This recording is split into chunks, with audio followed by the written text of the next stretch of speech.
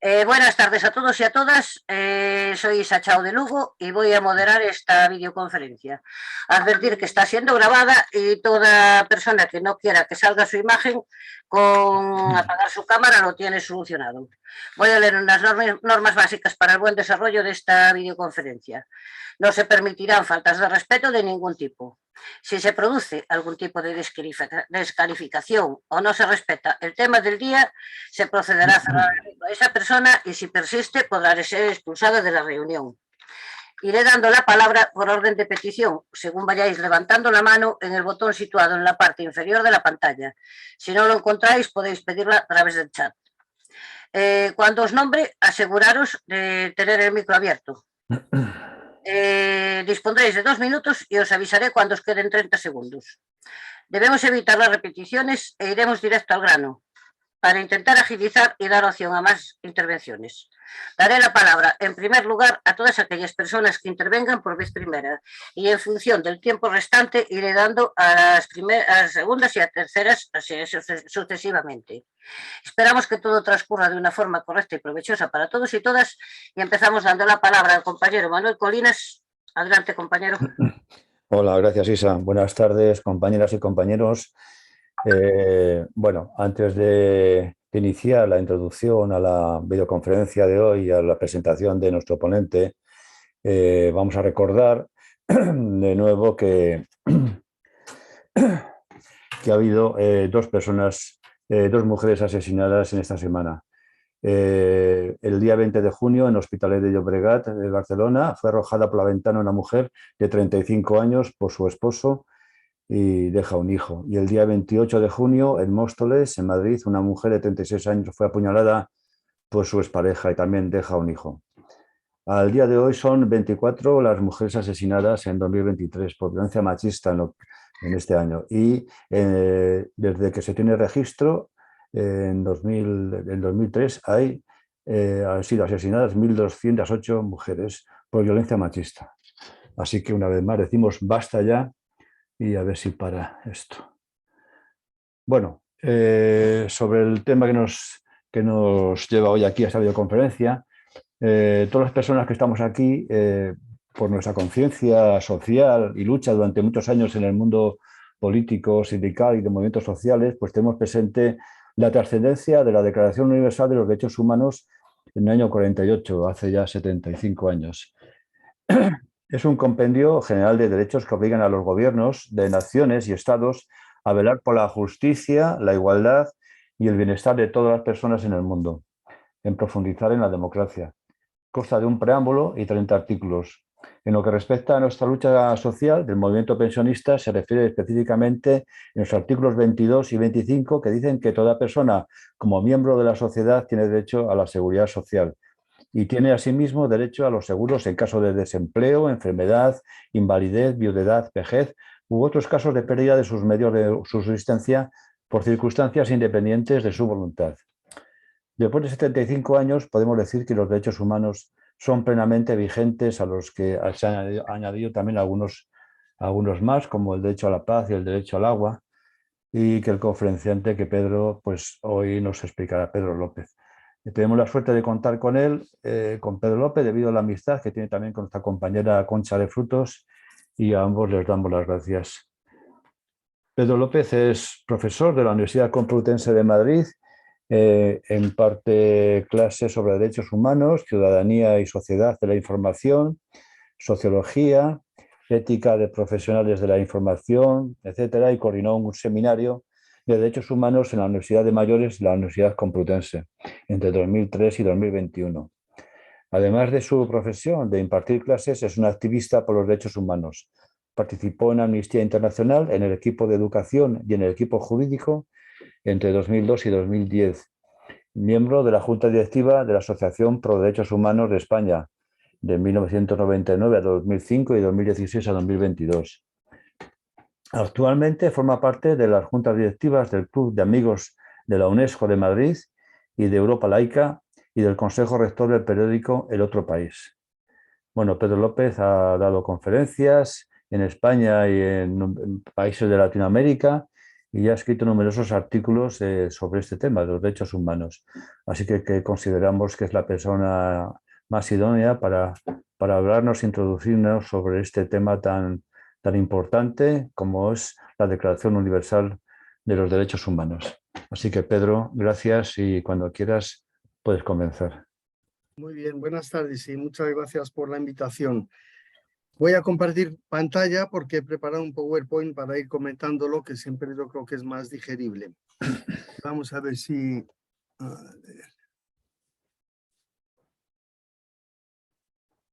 Se está viendo esa carátula, supongo, ¿no? Ya. Sí. Bueno, pues nada, vamos a comentar la Declaración Universal de Derechos Humanos, hombre, con la perspectiva de qué valor puede tener hoy y el contexto en el que se aprobó. Voy a empezar poniendo alguna definición. No quiero ser muy académico, solamente poner 4 o 5 definiciones o aproximación a definiciones para resaltar qué es lo que tienen los derechos humanos, qué notas podemos caracterizar los derechos humanos. Bueno, aquí la primera es de un material de las Naciones Unidas, un material divulgativo, no académico. Empieza con una definición que no es muy buena, porque dice, claro, se entiende por derechos humanos aquellos que son inherentes, o sea, emplea lo definido en la propia definición, pero bueno, digo que es un material divulgativo, aquellos que son inherentes al ser humano y que todo ser humano pues merece tenerlos, sin ninguna discriminación, que es lo que aparece en el artículo 2 de la Declaración Universal de Derechos Humanos. Pero me interesa de las muchas definiciones que podemos encontrar, y esto es algo común en las ciencias sociales y humanas, ¿no? Los conceptos no son tan nítidos e incontestables como en las ciencias más duras. Es decir, definir el átomo no tiene un abanico de opiniones. Definir qué son derechos humanos o qué es poder en ciencia política o qué es clase social en sociología, pues abre un abanico de opiniones, ¿no? Me interesa resaltar, digo, qué tienen que ver los derechos humanos con la dignidad. Es una vinculación muy importante. Y cuando antes Manuel ha leído el artículo 22 y el 25, pues algo de eso vemos ahí, porque se trata de asegurar una dignidad a la vida humana. Entonces, en la segunda definición lo que vemos es el carácter emancipatorio de los derechos humanos. ¿Por qué? Porque dice Joaquín Herrera Flores, abren y consolidan espacios de lucha por la dignidad humana. Es difícil también definir qué es dignidad, pero bueno, a veces comprendemos más un concepto yendo a la negación, ¿no? Casi todos comprendemos cuando vemos a alguien durmiendo en un portal que eso no es una vida digna, evidentemente. Si tuviéramos que ponernos de acuerdo en qué es una vida digna, pues seguramente para un millonario es distinto que para un trabajador, sencillamente. Bueno, entonces en la tercera definición vamos un poco a lo mismo, conjunto de facultades e instituciones que en cada momento histórico, es decir, no es una foto fija, la conciencia de derechos humanos ha estado a lo largo de la historia y evidentemente que muchos derechos que han aparecido después de la declaración pues no estaban en la conciencia en ese momento. Eutanasia, derecho al agua, derecho a la paz, etcétera. Ni siquiera el medio ambiente era algo muy presente en la conciencia de las personas el año 48, ¿no? Y por último, aquí pongo una definición de un jurista colombiano que tuvo que salir de Colombia. Amnistía Internacional tiene un programa de protección a defensores de los derechos humanos y bueno, por lo menos hasta los años que yo estuve allí, la mayor parte eran colombianos y colombianas que salían del país. Y otro indicador que no sé si sigue presente, en muchísimos países hay oficina de Amnistía Internacional. En Colombia no hay oficina de derechos de Amnistía Internacional. No la hay porque se considera que es una situación de tanto riesgo que no merece la pena. No sé si el dato es actual, a lo mejor hace un año se ha puesto, pero por lo menos hasta hace pocos años era así. Entonces, Hernando Valencia señala aquí una nota que es que los derechos humanos efectivamente señalan la frontera entre la barbarie y la civilización, ¿no? Paso a una siguiente diapositiva, digamos, con alguna frase de Mandela y otro par de frases, para expresar un poco la vinculación que existe entre libertad y derechos humanos y entre democracia y derechos humanos.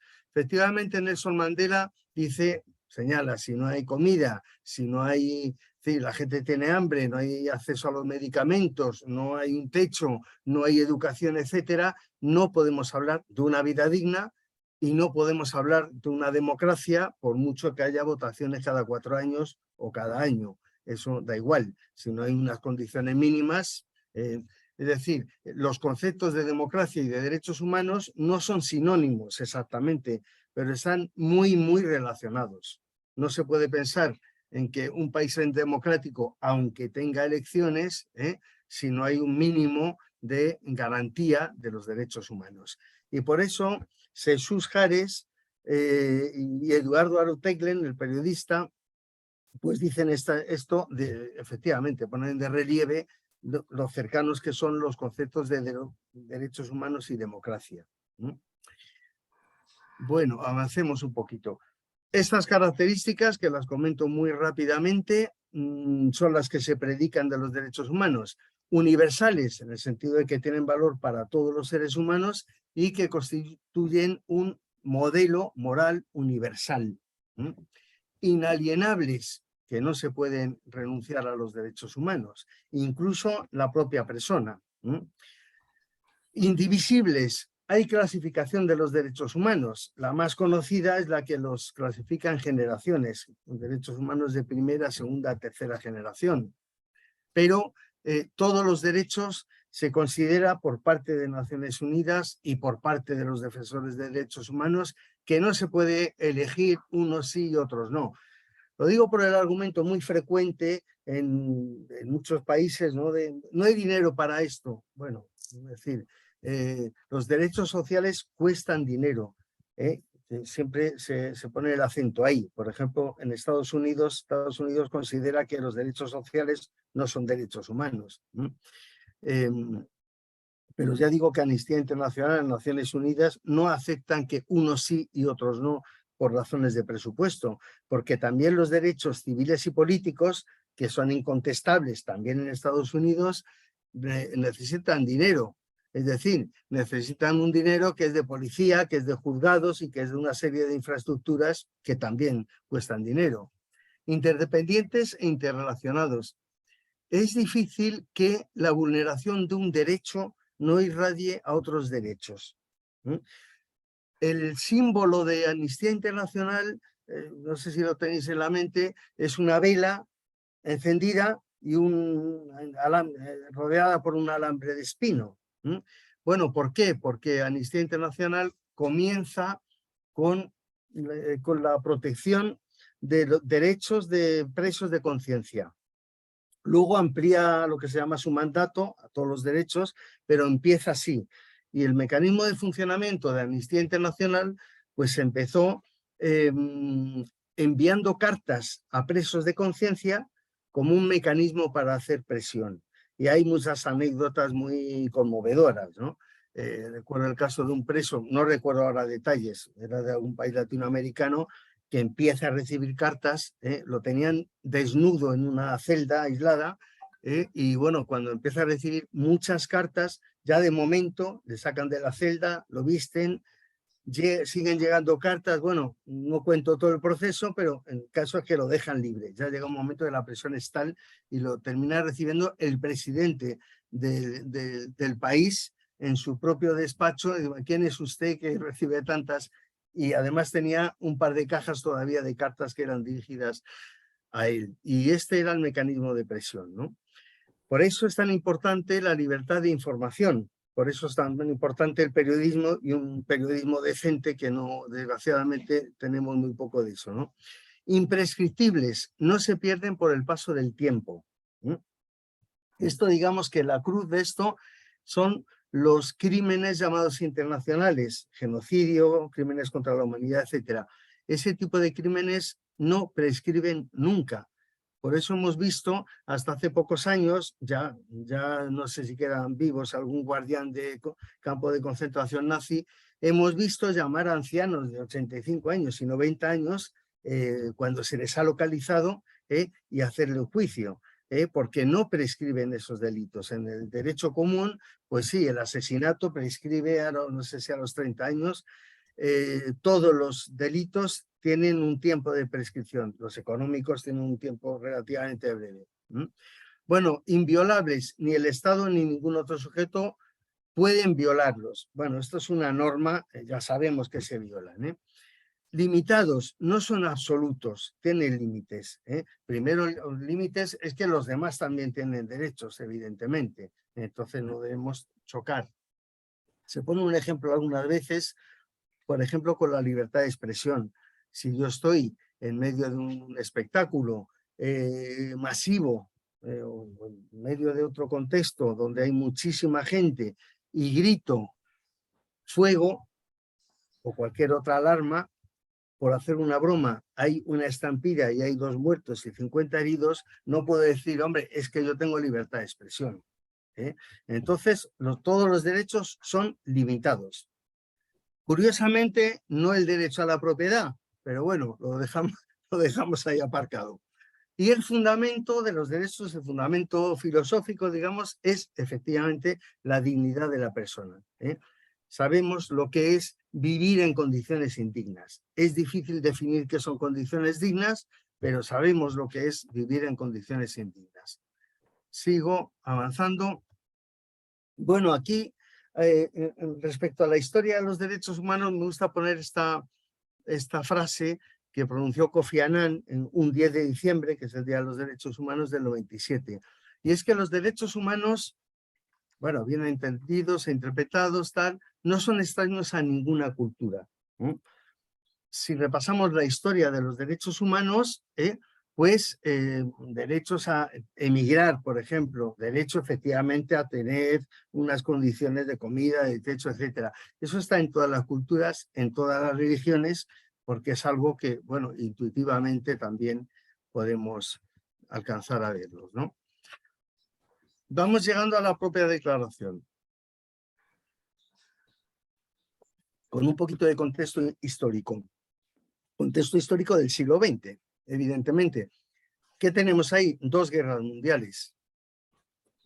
La Guerra Civil Española que tuvo un impacto importante en estos temas, incluso para el derecho que se llama internacional humanitario, el derecho de guerras. ¿Por qué? Porque se bombardearon ciudades, lo cual es crimen de guerra. En el 19, justo después de la Primera Guerra Mundial, se crea la Sociedad de Naciones. ¿Con qué objetivo? Pues con el mismo que de Naciones Unidas. Efectivamente, llegar a una convivencia pacífica por parte de las naciones, regular las relaciones internacionales, tener un tribunal, que lo hay, de justicia, Tribunal Internacional de Justicia, que no es la Corte Penal Internacional, y luego pues una serie de genocidios. Genocidios ha habido en toda la historia, pero bueno, fijando el contexto, un poco en la actualidad, digo, siglo XX. Desde ya finales del siglo XIX, uno de los más paradigmas de genocidio es el del Congo, donde Leopoldo II, que era un auténtico genocida, cuando deja el Congo después de unos años, pues hay 10 millones menos de personas. O sea que hizo una limpia allí terrorífica. Con mucha menos dimensión, pues estuvieron estos 2 pueblos, Herero y Namaqua, que eran colonias alemanas, donde las prácticas que se hicieron pues fueron genocidas, efectivamente. Entonces terminan como en el 50% de esos pueblos, ya digo, en unas dimensiones más pequeñas, pero el tipo de crimen es un crimen genocida. Matar a la gente de hambre o envenenar el agua, esos son crímenes de genocidio. Acorralar a los nativos, llevándolos al desierto donde no tenían nada absolutamente. Y mueren, no los matas, pero los conduces, los empujas a morir. El genocidio armenio, que es de los más renombrados, ¿no?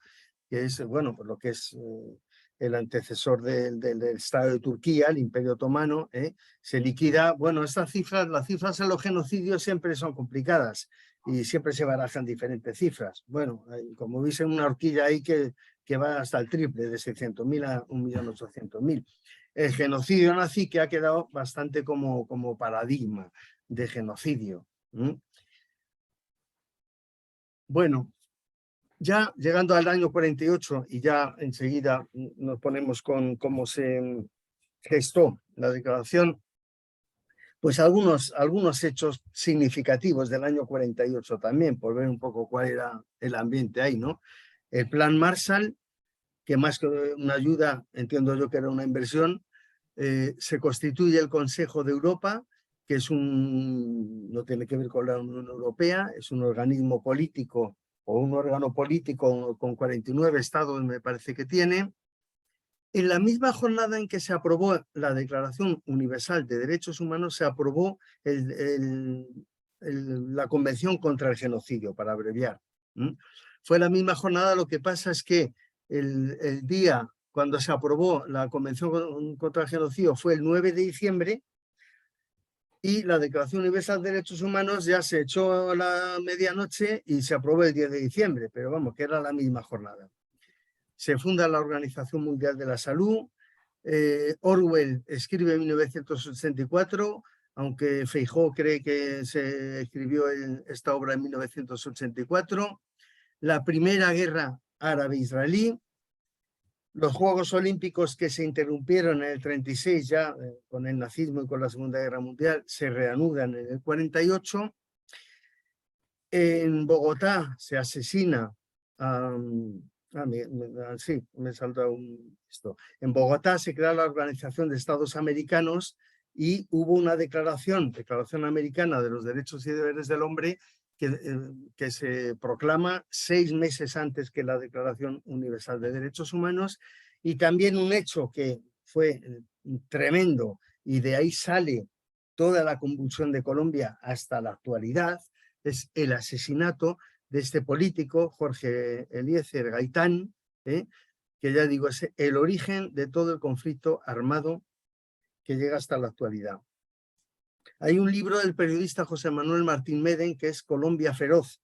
Os lo recomiendo si a alguien le interesa este tema, porque es un tema importante, ¿no? De cómo surgen las guerrillas, etcétera, etcétera. Bueno, el asesinato de Mahatma Gandhi también. Y en España, pues en ese año, la dictadura franquista levanta el estado de guerra. En fin, la represión baja un poco, ¿no? Pero bueno, se promulga la ley para la represión del bandidaje y el terrorismo. Y bueno, ya entramos en cómo se gesta la Declaración Universal de Derechos Humanos. Vamos recorriendo un poco aquí. Efectivamente, representantes de organizaciones sociales, yo no sé si existía en ese momento la expresión ONG, Organización No Gubernamental, organizaciones estadounidenses se reúnen con un secretario de Estado de Estados Unidos que dirigía la delegación estadounidense en la Conferencia de San Francisco, que es la que pone en marcha las Naciones Unidas. Claro, en esa misma fecha se estaban recibiendo ya pues, los documentos de la época, que eran fotografías de los campos de concentración nazis, y eso provocó un impacto muy fuerte, evidentemente. Y además de eso, el presidente Truman, que sucedía a Roosevelt, que falleció durante la Segunda Guerra Mundial, pidió a la viuda de Roosevelt, Eleanor Roosevelt, que era una activista de derechos humanos, que formara parte de la delegación de Estados Unidos en esta conferencia de San Francisco. Y se encargó de participar, pero luego presidió la Comisión de Derechos Humanos. Bueno, ¿qué más? Pues en 1945 los aliados, los vencedores de la Segunda Guerra Mundial, ya hacen un borrador de los principios de Nuremberg, que son los principios que se aplican en los juicios de Nuremberg y en los de Tokio y en algún juicio más, para juzgar a los criminales nazis. Así que la Comisión de Derechos Humanos que Estados Unidos no estaba de acuerdo con que hubiera una Carta de Derechos Humanos anexa a la Carta de la Fundación de Naciones Unidas, pues bueno, se crea en junio del 46, efectivamente. Se elige presidenta a Eleanor Roosevelt, vicepresidente a este chino, que luego vamos a ver el nombre completo, no puede ser más chino el nombre, y de secretario, pues un libanés. Se procuró, bueno, esto se consiguió parcialmente, porque las críticas existen, ¿no? Pero de alguna manera se procuró que no fuera, o sea, evitar esa acusación de que fuera una imposición occidental. Que a veces hemos oído esta crítica. Entonces, por eso, pues se procuró que los 18 miembros que formaban parte de esa comisión y el comité redactor, que era más pequeño, pues fueran personas de distintas culturas. ¿De qué culturas? Pues aquí lo vamos a ver un poco. Los 8 que formaban parte del comité redactor y su perfil, ¿no? Charles Malik era cristiano, era de Líbano y era, pues, de alguna manera una víctima de discriminación, fue agredido por cuestiones raciales. Ya decía que el nombre de este profesor chino no puede ser más chino, Peng Chun-chan, es de película de chinos, ¿no? Bueno, era un filósofo, diplomático, dramaturgo, y bueno, pues efectivamente representaba otra cultura muy distinta a la occidental. René Cassin, pues quizá lo más representativo de la cultura occidental, un francés que llegó al Premio Nobel de la Paz en el 68, y fijaros qué perfil, una treintena de familiares en campos de concentración, que no es moco de pavo. Se le quitó la nacionalidad francesa por parte del régimen de Vichy, colaborador del nazismo, y se le condenó a muerte en ausencia. Eso en España ahora no se puede hacer, pero a veces en algunos países sí se puede hacer un juicio con el acusado en ausencia, porque está huido o lo que sea. Y se le condena a muerte. Carlos Peña Rómulo, un periodista militar también, periodista porque llegó a ganar el premio Pulitzer de Filipinas y bueno, pues de alguna manera ya iba denunciando el colonialismo. John Humphrey, un profesor canadiense de Derecho, se ocupó de reunir documentos, constituciones y otros documentos para tener un material para que diera forma a una posible declaración o carta de derechos. Este chileno es un caso curioso porque era un aristócrata, pero un aristócrata de izquierda, miembro del Frente Popular, amigo de Salvador Allende, o sea que era uno de estos raros que a veces hay. En España lo hemos tenido también. No sé si recordáis, como todos peinamos canas aquí, la duquesa de Medina Sidonia, que estaba en el Partido Comunista ya antes de la transición. Bueno, pues es el tipo de... Y aunque se suele pensar que los máximos impulsores de los derechos sociales fueron los países socialistas, pero este hombre parece ser que fue una figura principal para impulsar los derechos sociales, ¿no? Bueno, otra mujer no, además de Eleanor Roosevelt, estas dos mujeres que aparecen al final, una abogada india que, claro, insistió. Recordamos que la primera declaración potente de derechos es Derechos del Hombre y del Ciudadano de la Revolución Francesa. Bueno, pues se empieza un poco a cambiar la terminología, ¿no? Declaración de Derechos Humanos, no de Derechos del Hombre. Así que es una abogada que insistió, de India, que insistió efectivamente en la equidad entre mujer y hombre. Y Eleanor Roosevelt. Bueno, una cosa curiosa que hubo aquí durante ese trabajo es una encuesta, un cuestionario que se pasó a intelectuales relevantes de la época. Aquí figuran algunos nombres como está Gandhi, Croce, Aldous Huxley, y bueno, pues se les preguntó qué derechos debería contener una carta de derechos o una declaración de derechos. Y sus respuestas pues fueron prácticamente coincidentes con la declaración que luego se redactó, con el trabajo de esa comisión redactora, ¿no?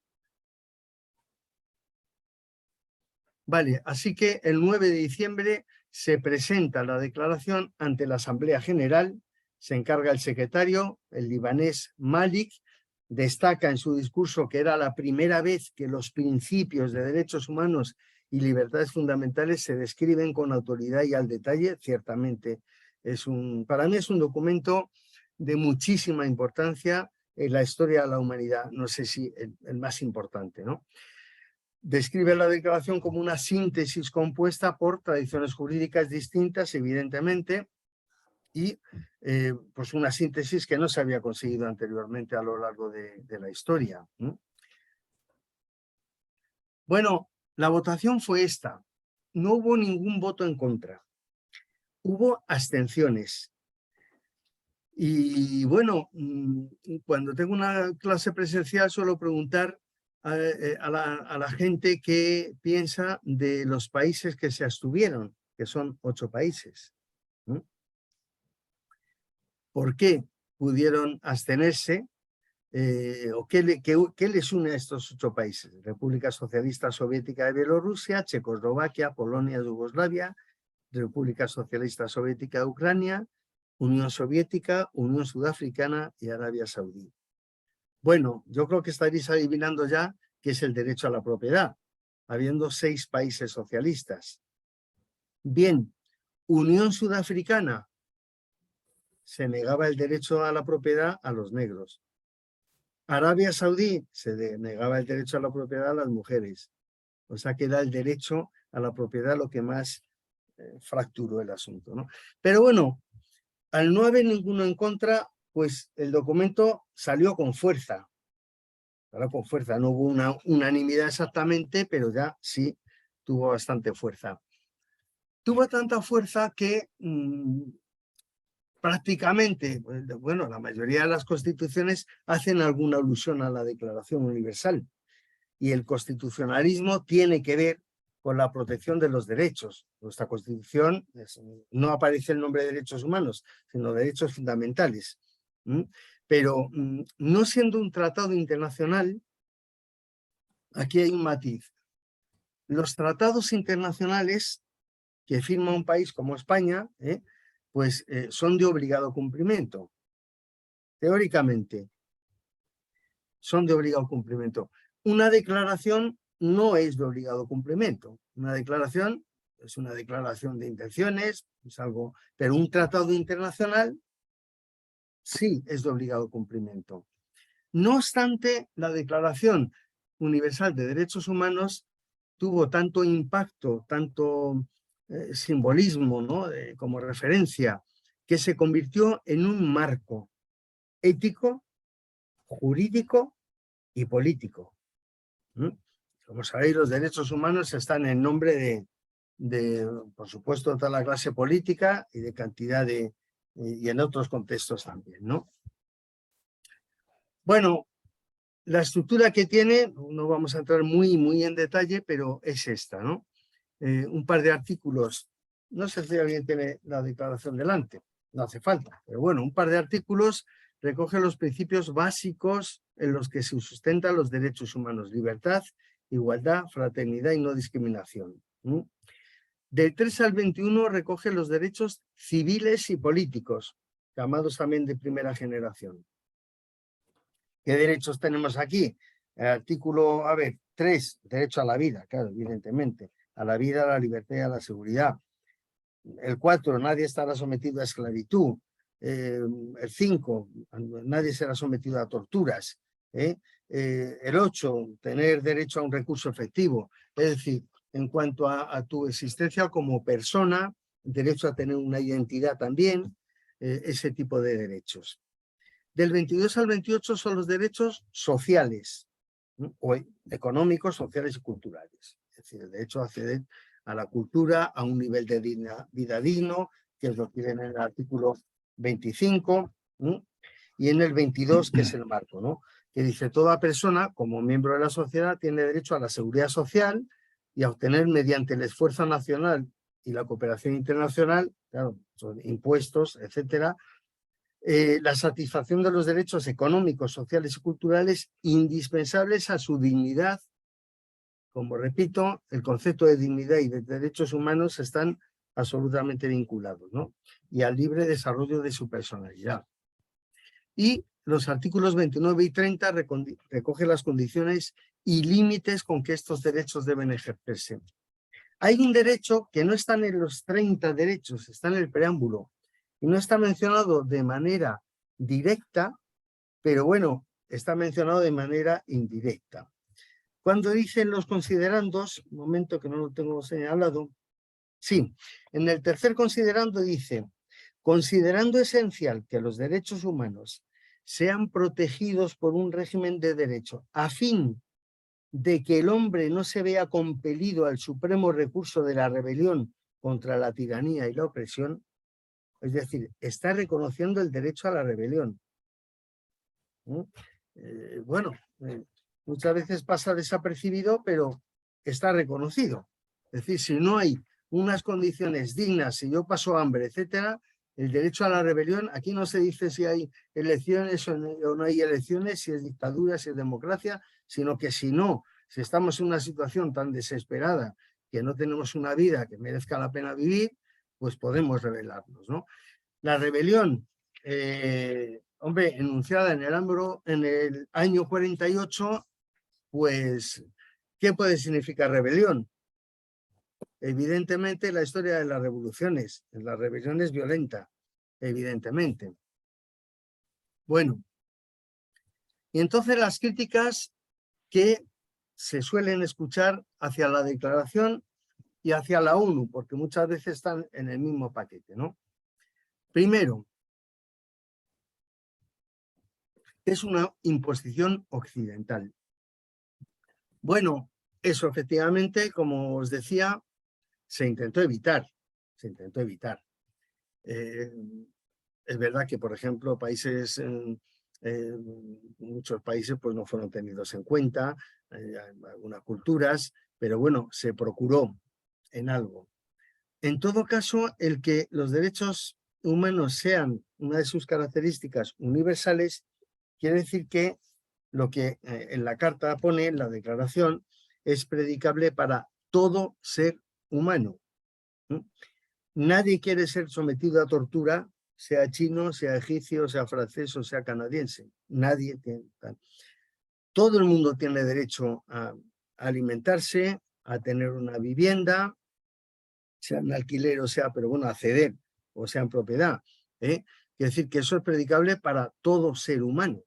No se dice, evidentemente el artículo 2 dice que nadie, toda persona tiene todos los derechos y libertades proclamados aquí, sin distinción alguna de ningún tipo, ni raza, ni dinero, ni color, ni religión, ni nada de nada, evidentemente.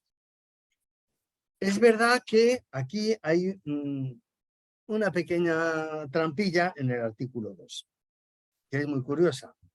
El artículo 2, en su punto 2, dice, después de decir en el 1 que no habrá discriminación en base a ningún criterio, el 2 dice, además, no se hará distinción alguna fundada en la condición política, jurídica o internacional del país o territorio de cuya jurisdicción dependa una persona, tanto si se trata de un país independiente como de un territorio bajo administración fiduciaria no autónomo o sometido a cualquier otra limitación de soberanía.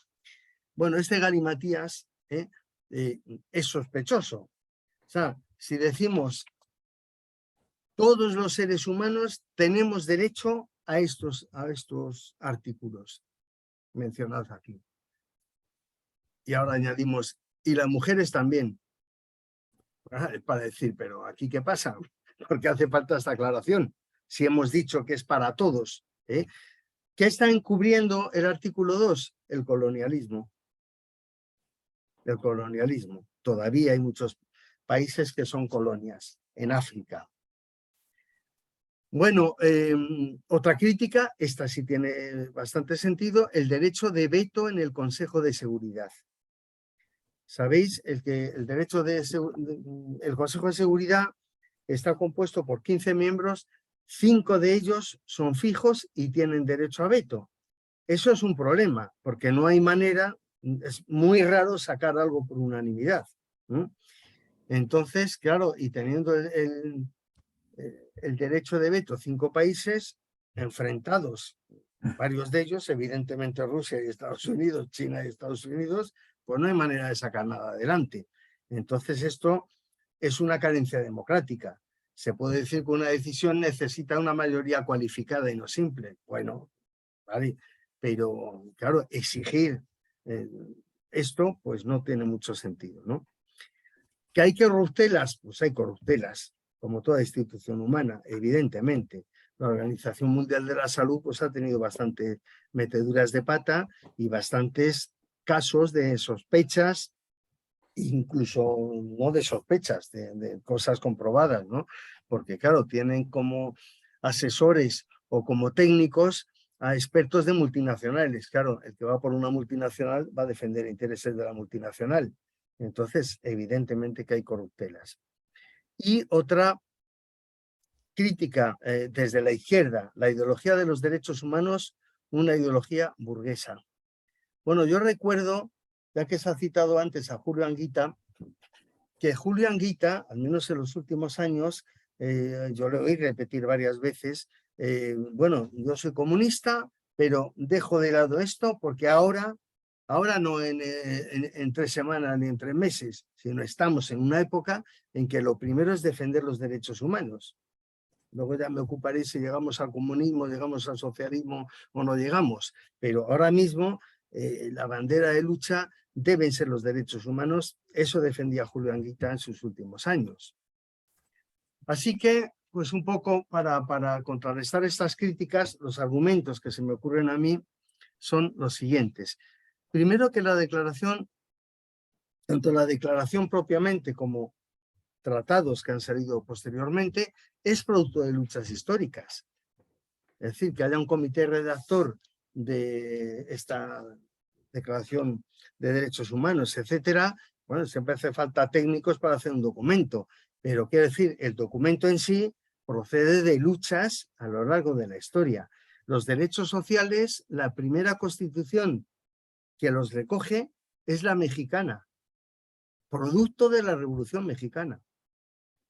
Después viene la Revolución Soviética, recoge también derechos sociales. Es decir, porque las constituciones no recogían los derechos sociales. La nuestra no los recoge como derechos fundamentales, sino como, no me acuerdo cómo es la terminología, como criterios de no sé qué. No es como derechos. Bueno, entonces, bueno, las 3 generaciones de derechos, los civiles y políticos, son resultados de la lucha de la burguesía contra la nobleza en su momento. La segunda son los derechos sociales. En fin, revolución industrial, emergencia del capitalismo y necesidad de organizarse el movimiento obrero, evidentemente. De ahí salen los derechos sociales. La tercera generación, pues parte de los nuevos movimientos sociales y las nuevas sensibilidades. El movimiento obrero ya sabemos lo que ha sido, y lo que sigue siendo. Ahora no está muy en forma, ¿no? Pero bueno, ya sabemos lo que ha sido. Entonces, estas nuevas corrientes, ecologismo, feminismo, por supuesto, movimientos indigenistas, diversidad sexual, todo esto forma parte de una tercera generación, pero también es producto de luchas. Así que tanto las constituciones como este tipo de documentos son productos de luchas. ¿Son mejorables? Pues como toda obra humana es mejorable. Ahora, yo digo una cosa, si hubiera ahora mismo que actualizar la Declaración Universal de Derechos Humanos, como la Constitución española, desde mi punto de vista, creo que iba a ser para atrás, no iba a ser para adelante, por la correlación de fuerzas. Ya vimos qué pasó con el artículo 135 durante el gobierno de Zapatero. Es decir, yo creo que la Constitución no es perfecta. Por supuesto no soy monárquico, eso ya vaya de entrada, eso por supuesto. Pero quiero decir, desde el punto de vista en que estamos hablando, ahora mismo con la correlación de fuerzas que tenemos, no solo ahora, los últimos 20 y 30 años, ¿no? Quiero decir, creo que sería peor. Creo que sería peor, me temo. A lo mejor soy un miedoso, pero creo que sería peor. Bueno, la normativa de los derechos humanos es un poderoso instrumento para las luchas sociales. Todos los movimientos sociales, sean de pensionistas, sea de ecologismo, lo que sea, todos se refieren, y cuando se trata de reivindicar ante los gobiernos, se refieren a los derechos humanos. El ecologismo al derecho humano a un medio ambiente, evidentemente. Bueno, y cada uno en su especialidad, pero de fondo está la legitimidad que proporciona ser un derecho humano. Es decir, esto es un derecho humano y de entrada un derecho humano, pues nos parece que es indiscutible. Bien, no hay que confundir cuando, o sea, lo que pongo en el punto penúltimo, el problema mayor viene del incumplimiento de la normativa, no de sus defectos. Es decir, la normativa de los derechos humanos, desgraciadamente, se cumple muy poco. Se cumple muy poco. Yo tenía un ejemplo que pongo algunas veces. Yo, la facultad mía es para formar a personal de bibliotecas, de archivos, etc. Hace unos años España fue amenazada por parte de la Unión Europea con una multa por no transponer una directiva europea sobre propiedad intelectual. La normativa pretendía imponer un impuesto a las bibliotecas públicas por la actividad de préstamo de libros. A muchos nos pareció una barbaridad, formamos una plataforma contra esta directiva tal y cual. Bien, ¿cuál era la amenaza de la Unión Europea? Si no se transponía y se cumplía la directiva, España tendría una multa diaria de 300.000 euros. Bien, si España no cumple, que no lo cumple, la Convención contra las Desapariciones Forzadas, que firmó en 2010, sin ninguna intención de cumplirla, porque tenemos unos 150.000 desaparecidos en fosas comunes, el caso de niños robados que son técnicamente desaparecidos también, y no hay ninguna intención de cumplirla y no pasa nada, no va a haber ninguna multa. Es verdad que se han hecho informes desde Naciones Unidas que han recomendado, porque es el lenguaje de Naciones Unidas, derogar la ley de amnistía, por ejemplo, y efectivamente pues el tema de las fosas comunes es un tema de Estado, no de las familias de los desaparecidos, etcétera, etcétera. Quiero decir, lamentablemente, el derecho internacional en materia económica va como un tiro. En materia de derechos humanos no se cumple, pues ¿no? Les recomendamos que, pero nada más, no pasa de ahí, ¿no? Y luego, pues este último punto, la Declaración Universal de Derechos Humanos es el documento que ha generado mayor consenso en la historia. Podrá gustar más o menos, pero es un hecho. Más. Asesores, pongo aquí el caso de un sociólogo bastante bueno, con unos libros muy buenos, Jan Ziegler, me parece que era belga, Bueno, creo que vive, pero debe tener 90 y tantos años. Este hombre era del Partido Socialista y fue relator de Naciones Unidas para el derecho a la alimentación. Hasta hace poco asesor del Consejo de Derechos Humanos. Bueno, este hombre, como otros y otras, ¿no? Sobre todo Estados Unidos, emprende unas campañas para desacreditar a cualquiera que le suene un poquito a izquierda. Y efectivamente, pues estos comités y estos órganos pues están llenos de gente, de activistas sociales. Puede sonar un poco, porque a mí a veces me lo han preguntado, sobre todo en la Universidad de Mayores. Oye, ¿esto de los derechos humanos es de izquierdas o de derechas? Bueno, teóricamente no es de izquierdas ni de derechas. Ahora, yo que llevo 22 o 23 años en el activismo en derechos humanos, creo que no me he encontrado ningún compañero o compañera que votara al PP. O sea, sinceramente es así. O sea, creo que cuando habla la derecha de derechos humanos es que es el derecho a la propiedad, el derecho a tomar cañas y estas tonterías. Bueno, el derecho a la propiedad no es ninguna tontería, ¿no? Quiero decir, se fijan una serie de derechos que, bueno, en cierta manera se parecen a privilegios, porque el derecho a la propiedad, cuando esa, como os decía antes, no tiene ningún límite, es decir, un multimillonario puede ser lo que sea capaz de amasar y no tiene ningún límite, ¿no? Bueno, en España el movimiento memorialista ha recibido un gran impulso en su lucha por el trabajo de Naciones Unidas. En 2014 hubo 2 informes. En 2014 estaba el gobierno Zapatero, ¿no? Un momento, a ver. No, estaba el gobierno de Rajoy ya, perdón. Bueno, en 2014 hubo 2 visitas aquí del grupo de desapariciones forzadas y del relator para la verdad, la justicia y la reparación. Hicieron 2 informes muy duros hacia España como Estado, no al gobierno de aquí ni de allí, porque el gobierno de un color y de otro han colaborado muy poco, sobre todo en materia de memoria histórica. Hay una querella argentina que os sonará con el tema de los crímenes del franquismo. La han boicoteado tanto el PSOE como el PP en el gobierno, los dos. Bueno, entonces, no obstante, el movimiento memorialista aquí coge fuerza a partir de que Naciones Unidas presta atención y ya, claro, es un foro internacional. Entonces, claro, aquí en los años 80, 90, no digamos 70, esto era una batalla entre rojos y fachas, pero cuando se mete Naciones Unidas, pues ya ese lenguaje no vale. Oiga usted, esto es una cuestión de derecho internacional, etcétera, etcétera. Y eso dio un impulso al movimiento memorialista. Luego, en países donde hay dictaduras, la cobertura de instituciones de derechos humanos ha sido muy útil para apoyar la resistencia.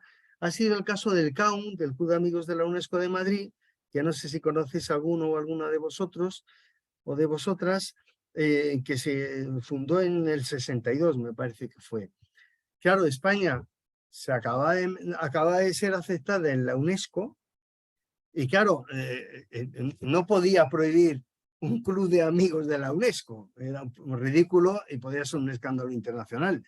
Pero claro, eso era la cobertura para que efectivamente partidos políticos que estaban prohibidos, como sabemos, pues funcionaran ahí.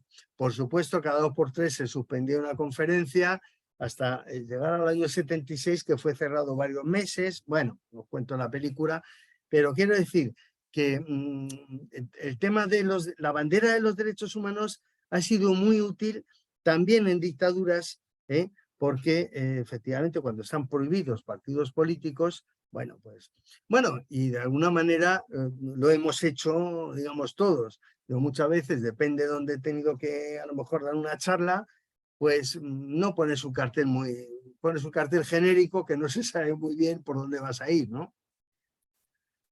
Bueno, un par de cosillas más.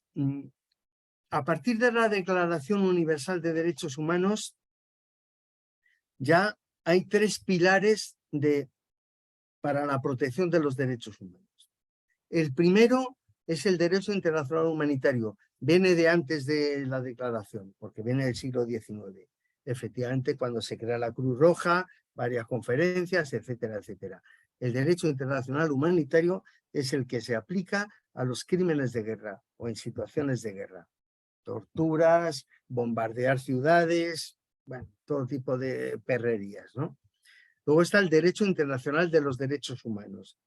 Hay un sistema universal que la Declaración Universal de Derechos Humanos, para que tuviera algo de eficacia, se pensó que tenía que estar acompañada de una convención de obligado cumplimiento de derechos humanos.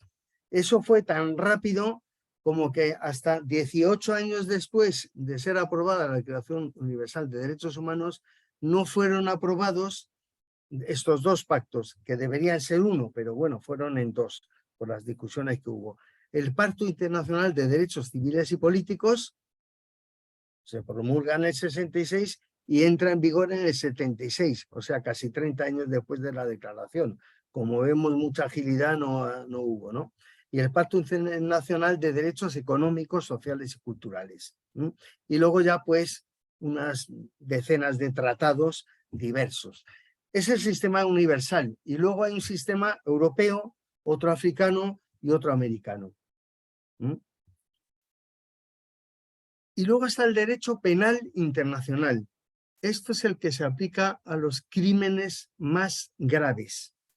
Claro, ya no estamos hablando de que he asesinado a mi vecino, estamos hablando de matanzas masivas, estamos hablando de ese tipo de escenarios, de persecuciones por motivos de religión, por motivos de diversidad sexual, por motivos étnicos, etcétera, etcétera. Estamos hablando de ese tipo de crímenes. Genocidios, crímenes de guerra, crímenes de lesa humanidad y crimen de agresión, pero no entro en detalles. Bueno, entonces, claro, esto ha sido muy sintético, pero yo aquí termino con esta pregunta. Como sabéis, desde febrero de 2022, con la guerra de Ucrania, con la intervención o la agresión de Rusia a Ucrania, empezaron a circular comunicados, escritos, artículos que venían de la parte occidental, o sea, OTAN, Estados Unidos, Europa, de que hace falta un mundo basado en reglas. Bueno, esto que os he puesto aquí, lo he mencionado en 2 minutos, esto da para un máster. Es decir, hay cientos de tratados de obligado cumplimiento que España, por ejemplo, no cumple, pero que decir, hay un cuerpo de derecho internacional desarrollado por juristas increíbles, bueno, a lo largo de muchas décadas. Y nos vienen a decir que hace falta un mundo basado en reglas, como si hubiera que inventar la rueda ahora. Pero si el derecho está ahí ya creado. Y como sabemos, depende de qué país esté en un escenario bélico, pues depende de qué país sea, se invoca el derecho internacional o no se invoca. O sea, en la guerra de Irak yo no vi tanto cómputo de crímenes y de derecho internacional. Una cosa increíble. Entonces, quiero decir, un mundo basado en reglas, las reglas están ya y hay que cumplirlas. La cabeza de la OTAN, que es Estados Unidos, no quiere saber nada del derecho internacional. Entonces, ¿cuáles son las reglas? Bueno, esto como elemento de reflexión. Y ahora me abro a lo que queráis, si queréis que charlemos de algo, alguna pregunta. Os dejo mi correo electrónico. Si alguien quiere esta presentación, la mando sin ningún problema porque no tengo ningún cuidado con eso. Este es mi correo, plopez@ucm.es. Y por mi parte, abierto a que me preguntéis lo que queráis y si puedo lo respondo y si no, pues os remitiré a alguna autoridad por ahí. Gracias. Gracias, Pedro. Un aplauso. Gracias. Y a ver Bueno, si retiro esto, Vale. Sí, sí, sí. Y a ver si se van animando a levantar. Ah, sí, Freitas. Abre el micro, por favor. No, Frita está aplaudiendo, parece. Ah, pensé que estaba levantando la mano, perdón. Estoy aplaudiendo. Perdón, Freitas. No tengo pregunta ninguna que hacer. Chon, Micro, Chon. abre el micro, corazón, que lo tienes cerrado. Bueno, en principio darte las gracias porque ha sido una intervención muy amena y algunos puntos se nos han quedado así un poco en el aire. Mira, yo soy de la Asociación de Defensa del Sáhara, de Amigos del Sáhara. Yo quiero preguntarte a ti, después de vueltas y vueltas, yo he estado participando en todas las comisiones que hemos ido, precisamente a Naciones Unidas, tenemos allí como tú sabes, un observador y ahora mismo están en guerra. Yo quiero saber qué actitud está tomando Naciones Unidas ante ese caso, porque concretamente hace 3 días hubo un ataque frontal de Marruecos, murieron gente que había en los territorios liberados y me extraña muchísimo la apatía o la indiferencia o la poca resolución que nos viene a través de Naciones Unidas. Yo me gustaría que me dijeras a mí si conoces cómo está el tema. Muchísimas gracias. Pues no lo conozco en detalle, sinceramente. Lo que sé es que, claro, Estados Unidos ejerce mucha presión. Y Francia. Estados Unidos tiene una manera de actuar, pasó por ejemplo con la Corte Penal Internacional. La Corte Penal Internacional, Estados Unidos estaba en contra. Sorprendentemente, en el 98 empieza a funcionar, en el se me están liando los años. El Estatuto de Londres, que es el Estatuto de Roma, que es lo que pone en marcha la Corte Penal Internacional, es del 98. Empieza a funcionar en 2002, me parece. Pronto, para lo que sean estos plazos. Estados Unidos estaba en contra, pero no pudo controlarlo. Entonces, cuando ya, efectivamente, cuando ya se pone en marcha y no lo puede evitar, Estados Unidos se dedica a hacer convenios bilaterales con los países para decir, nuestros soldados y nuestros mandos no van a ser juzgados por ningún crimen de guerra. Los demás, allá ellos. Quiero decir, el derecho internacional, Estados Unidos, si le viene bien, lo invoca, y si no le viene bien, lo desprecia absolutamente. Porque el ejemplo de los últimos años más brutal fue la guerra de Irak. Realmente, si funcionara la Corte Penal Internacional, tendrían que juzgar a Bush, a Aznar, a Abrek, por supuesto. No sigo tanto el tema de Sáhara, ¿no? Pero claro, con lo espectacular que fue el cambio de Pedro Sánchez, después de, en fin, en esos días, ¿no? O en esas semanas, pues la mano de Estados Unidos. Hay que tener en cuenta que la Asamblea General de Naciones Unidas, aunque las Naciones Unidas no le guste a Estados Unidos, pero está ahí para controlar de alguna manera. Claro, esas votaciones que se hacen, Estados Unidos tiene mucha capacidad de presión, sea con ayudas económicas o con lo que sea, ¿no? Así que puede sobornar a países, puede amenazar a países, etcétera, etcétera. Y el Sáhara, pues por lo que sea, le interesa a Estados Unidos, se ha puesto de acuerdo con Marruecos, pero vamos, no estoy en el tema yo como para dar una respuesta más documentada. Gracias. Siento. Gracias. Carmen López, por favor. Adelante. No te estamos oyendo, Carmen. Nada, no se te oye. Prueba a cerrar el micro y a volver a abrirlo a ver si así. Es una pregunta corta, ¿la quieres poner por chat? A ver, prueba a ver ahora. A ver. ¿Ahora se me oye? Ahora ¿Se me oye sí. ahora? Sí. Vale. Pues nada, muchas gracias por la intervención, me parece súper interesante. Y yo, bueno, yo pertenezco a Marea de Residencias, soy miembro activo desde su fundación. Y bueno, pues hemos vivido lo que la muerte de más de 9.400 personas durante 2 meses solamente en Madrid, 35.000 en toda España.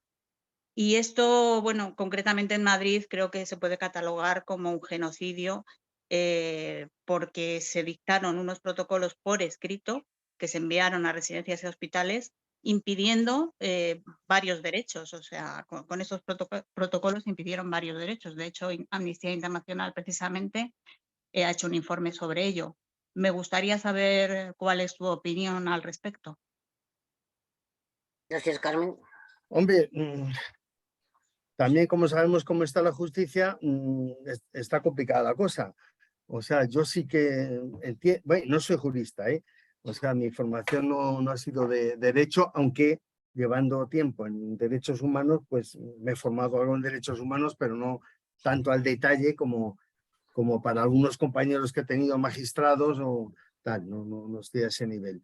Pero sí me parece que es una conducta criminal y que cogido por buenos juristas, pues podrían montar una querella bien. Otra cosa es que la justicia que tenemos la aceptara. Claro, es que eso... Yo estuve, por poner algo más gordo, yo estuve hace años en la plataforma Juicio Aznar, no sé si a alguien le suena, que creamos, que era para redactar una querella que se presentó en la Audiencia Nacional. Por supuesto, archivada inmediatamente, ¿no? Pero bueno, que razones Yo creo que hay, por supuesto que es una conducta para mí criminal, ¿no? Pero, Si me claro, hay permites un inciso, desde Marea de Residencias se han impulsado más de 350 querellas criminales, las cuales estamos viendo cómo poco a poco se van archivando en juzgados de instrucción, se presenta un recurso en el tribunal, en la audiencia provincial. La audiencia provincial, si no ha habido investigación, reabre la causa y pide diligencias al juzgado o no directamente. Y después normalmente vamos viendo que se van archivando también en la audiencia provincial y de hecho estamos recurriendo ya en amparo al Tribunal Constitucional en muchas de ellas. Todavía quedan muchas abiertas, concretamente yo tengo una abierta en Leganés que todavía está en la fase de diligencias previas y bueno, pues estamos viendo efectivamente que todo se está tapando sin investigar precisamente esos protocolos que fueron los que mataron a tanta gente, ¿no? así Los es. jueces no van a Pues investigar esto. seguramente tenéis que saltar a Europa, al Tribunal Europeo de Derechos Humanos, quizás, os dirán los abogados o las abogadas, recorrido de 10 años y, bueno, lo que sabemos. Hay un documental de hace unos meses, no sé si alguien lo ha visto, que es de interés general. La lucha de los vecinos de Chamberí, curiosamente, que no es un barrio obrero, pero es una lucha vecinal ejemplar. Y os recomiendo verlo porque se está poniendo de vez en cuando en los cines Verdi, en los cines Embajadores, y bueno, ha recorrido varios sitios. Y es una lucha heroica, pero bueno, me parece que ha sido 18 años, o sea, es agotador, ¿no? Porque es eso, el fiscal que veía en Madrid era Manuel Moix, otro conchavado con toda la corrupción de Esperanza Aguirre, Ignacio González, etcétera, etcétera. Y en fin, que estas batallas son como son. No es por desanimar, o sea, la lucha de los derechos humanos y los avances son gracias a las luchas obreras, vecinales, y eso está claro, vamos. Y en un momento dado se rompe toda esta cadena que blinda todos estos chiringos, ¿no? Digamos, todos estos negocios, residencias de ancianos y mil cosas, ¿no? Sí, muchas gracias. Gracias, Carmen, gracias, Alberto. Alberto García.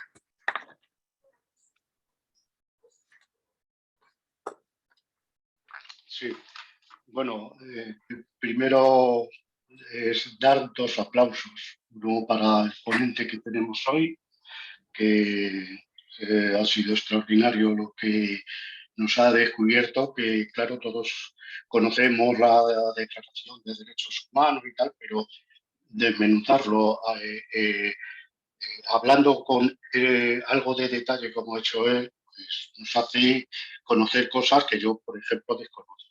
Y luego otro aplauso para la voz de las pensiones, porque joder, es que semana a semana todos los temas, todos los ponentes son fantásticos. O sea, yo desde que lo llevo viendo no ha habido un aburrimiento, algo que no interese. Son temas, vamos, un aplauso. Yo de todo, claro, podría guiar, pero no es mi cometido comentar muchas cosas las que ha dicho, pero sí me hace tener una reflexión, una cosa que has afirmado, Pedro, es que en caso, o sea, es lamentable que hoy, en 2023, en caso de que hubiera una reforma en la Declaración de los Derechos Humanos o en nuestra Constitución o en la de otros países europeos, seguro, que sería regresiva, o sea, retrocederíamos, se quitarían derechos que ya están ahí plasmados. Eso es para reflexionar y bueno, que eso hay que cada uno con sus fuerzas tiene que intentar mejorarlo, tenemos que intentar mejorarlo. Y luego solamente es que has hecho una afirmación, nada, es una pequeña corrección. Has dicho que en Chile, Hernán Santa Cruz, que era amigo de Salvador Allende, y has mencionado que era miembro del Frente Popular. Me imagino que sería en las elecciones que se formó una coalición electoral de izquierdas para presentarse en contra de la derecha o el fascismo, ¿no?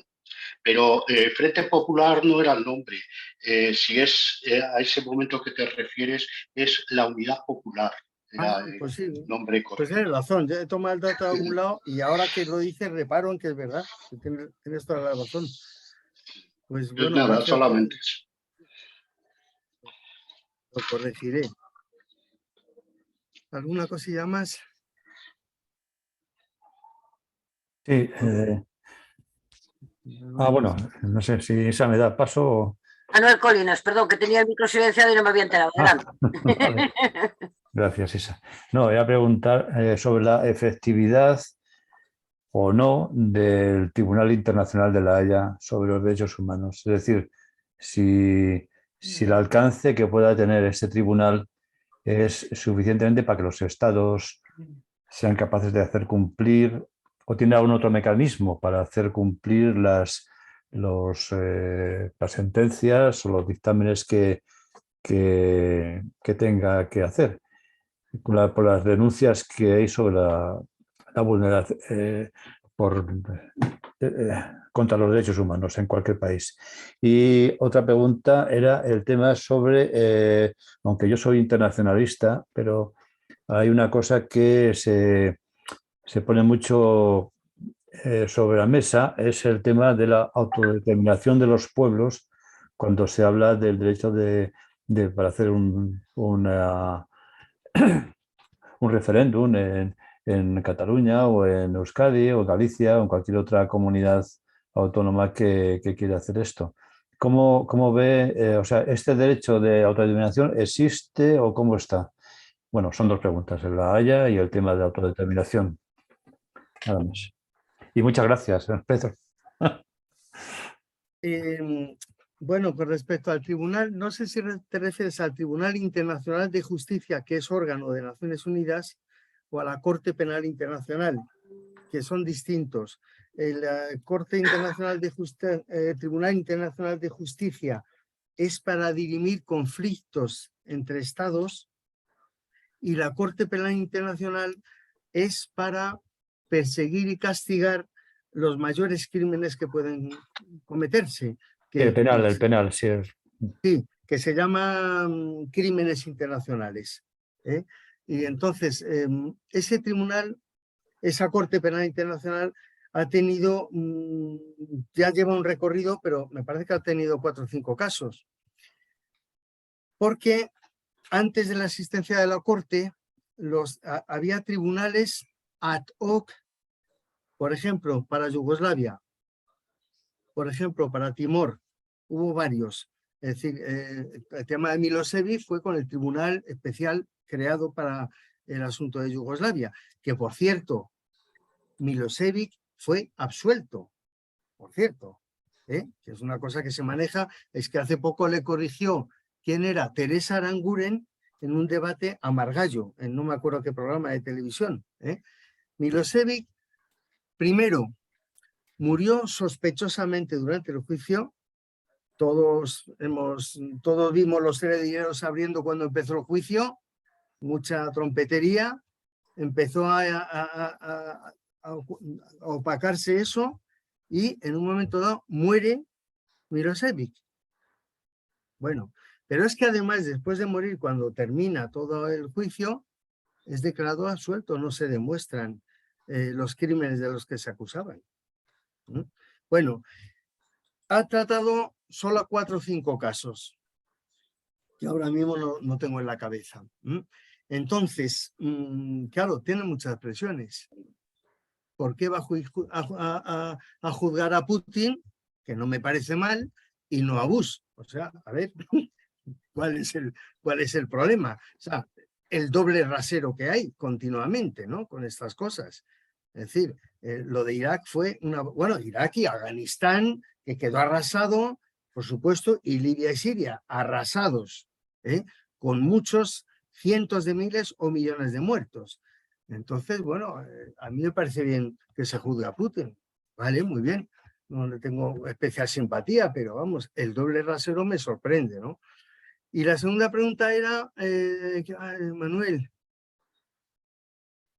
Era sobre la autodeterminación de los pueblos, la autodeterminación.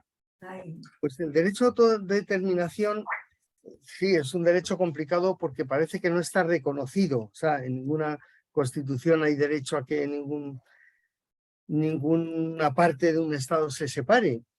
Pero a mí me parece un derecho defendible. Es decir, los derechos a lo largo de la historia se han conquistado. Antes de existir un derecho, pues no existía, pues sencillamente. O sea, es la presión la que hace.